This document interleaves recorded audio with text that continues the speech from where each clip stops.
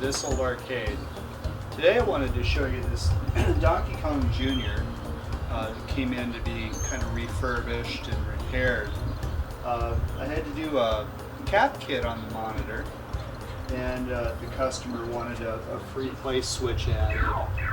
I added a button under here and just generally cleaned up. The marquee light replaced. We're going to put in an LED light bar. This is about $18 at Lowe's. Just attach it and plug it in the bottom and it'll be good to go. The reason I wanted to show you this cabinet had an audio problem. There was a resistor and a couple of caps bad on the motherboard, and the audio board itself, the whole 3 or 4 caps were completely blown open. And I wanted to show you the reason why, I think the reason why all that stuff was blown. Somebody, before I got this machine, replaced the power supply with a 15 amp switching power supply and had swapped the logic ground and the field ground. They had put the field ground to the logic ground and just flipped them. I think that caused some kind of floating ground between the monitor, audio supply, and the mainboard power supply, which blew things out. So we're going to take a look in back and kind of show you what I did to correct the problem. Alright, I got this machine flipped around here. We're looking in the back at this. It's an original Nintendo monitor. Here's your audio amplifier. The Nintendo engineers, for some reason, had the option of putting an amplifier on the main board or on the monitor.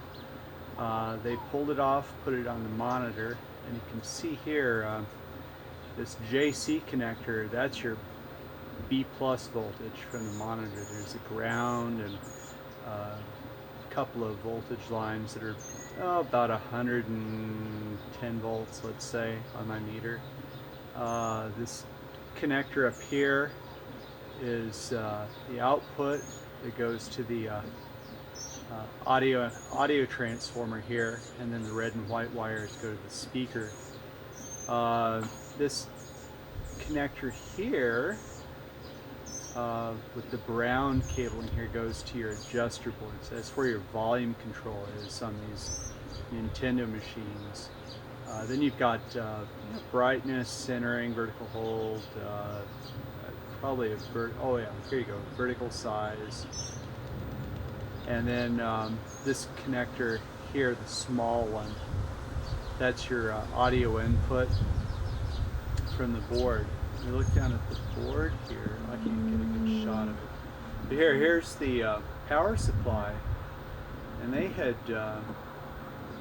put this green field ground here up where the logic goes, and the black wire to the board down on the field ground. The original Nintendo supply ran through this isolation transformer here. Well, they bypassed that. They went right to this this connection here that comes right in off the line.